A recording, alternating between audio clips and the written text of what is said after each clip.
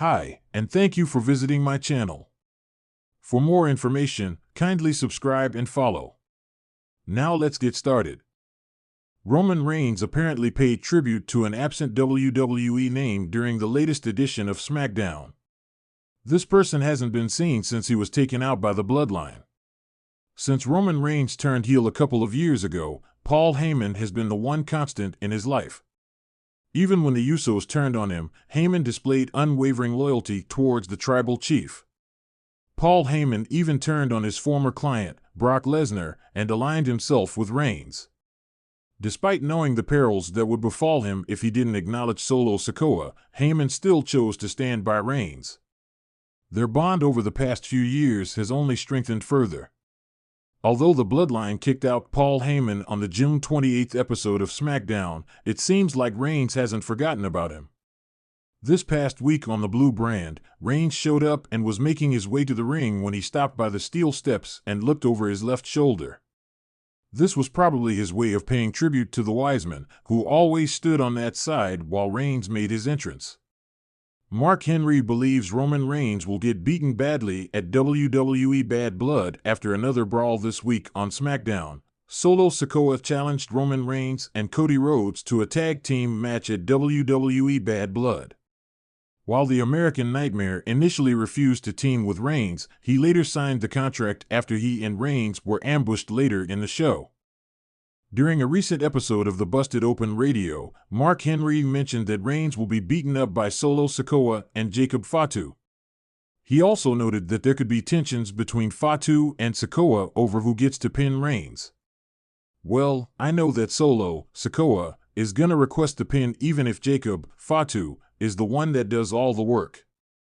Cody Rhodes would probably get bumped around, Roman Reigns would get something double, and as soon as Jacob went to cover, Solo would be like, "Give it here." If that doesn't happen, then wrestling has changed a lot. Anyone pins Roman, right? Yeah, he said.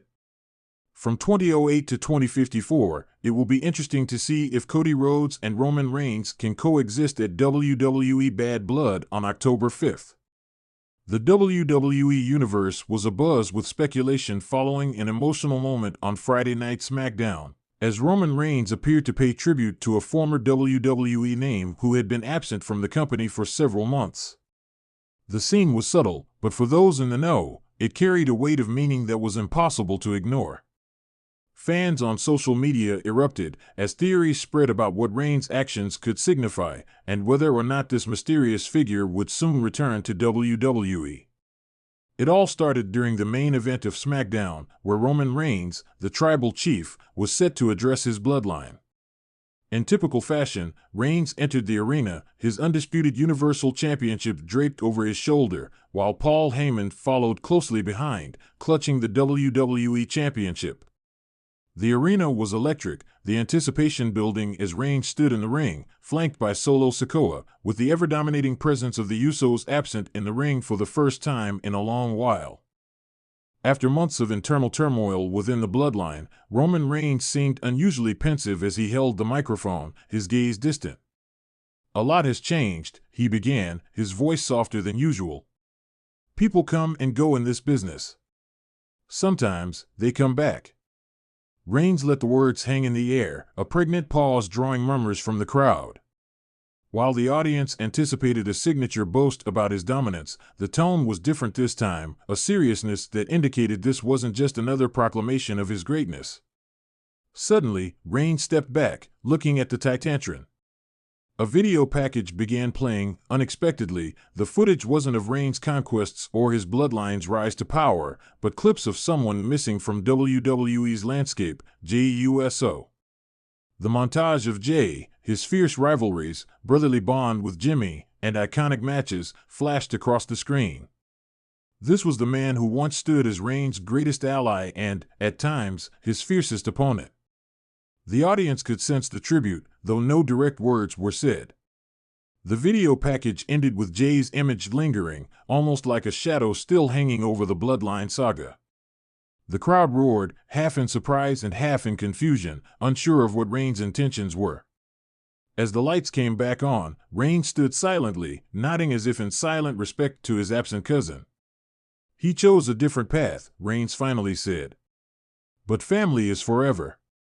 It was a line that sparked immediate reaction online. Was Reigns softening? Was this an olive branch to JUSO after months of bitter blood between them? Paul Heyman, ever the handler of Reigns' image, quickly grabbed the mic, sensing the emotional atmosphere that Roman had allowed to creep into the segment. "The tribal chief remains undeterred."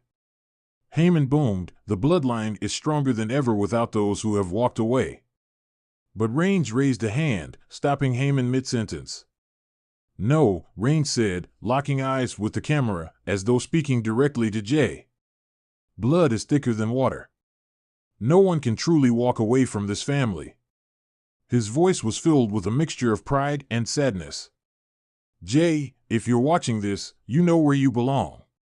The statement was both a challenge and a beckoning call, suggesting Reigns wasn't finished with JUSO, even though Jay had walked away from WWE weeks ago after declaring he was done with SmackDown, Raw, and the company altogether. Backstage, the buzz was palpable. The camera caught glimpses of Solo Sikoa standing motionless, his expression unreadable. It was clear that even within the bloodline, Reigns' words had resonated deeply. Solo, who had been increasingly portrayed as the silent enforcer, had always been loyal to Reigns, but the sudden tribute to Jay struck a nerve. The audience could almost sense the gears turning in Solo's mind. Was his own loyalty being tested, or was he remembering what the family used to be before it was torn apart by Roman's lust for control? WWE insiders quickly picked up on the significance of Reigns' tribute. While the wrestling world had believed JUSO was gone for good, this unexpected nod seemed to suggest otherwise. It felt less like a final goodbye and more like a tease, perhaps a seed being planted for a future return. Would JUSO come back? And if so, would it be to rejoin the bloodline or to take down the empire his cousin had built? As the night wore on, the conversation online took a life of its own. #JUSO began trending, with fans debating whether this was a genuine tribute or a manipulation tactic by Reigns to lure his cousin back into his grasp. Some believed Reigns was using nostalgia to play mind games, while others thought this was a rare show of vulnerability from the tribal chief. Then came another unexpected twist. After the show went off the air, WWE's social media channels posted an exclusive backstage video. In it, Reigns was seen standing alone in the empty arena, staring up at the rafters as if deep in thought. The caption read, "The tribal chief is always watching." It was a cryptic end to an already mysterious night. Was Reigns watching for Jay's return? Or was he simply reflecting on the choices he'd made and the toll they'd taken on his family? The WWE universe was left guessing, with more questions than answers. The final frame of the backstage video, however, was the most telling. As the camera panned out, Reigns clenched his fist and looked down at his palm. For a brief moment, it appeared he was holding something small, but significant, Jay's signature white armband, which had been missing from Reigns' gear ever since Jay left. The tribute was no longer a question. Reigns was honoring his cousin, perhaps regretting the path that had led them to this fractured state. As SmackDown faded to black, the WWE universe was left with one burning question: would JUSO answer the call?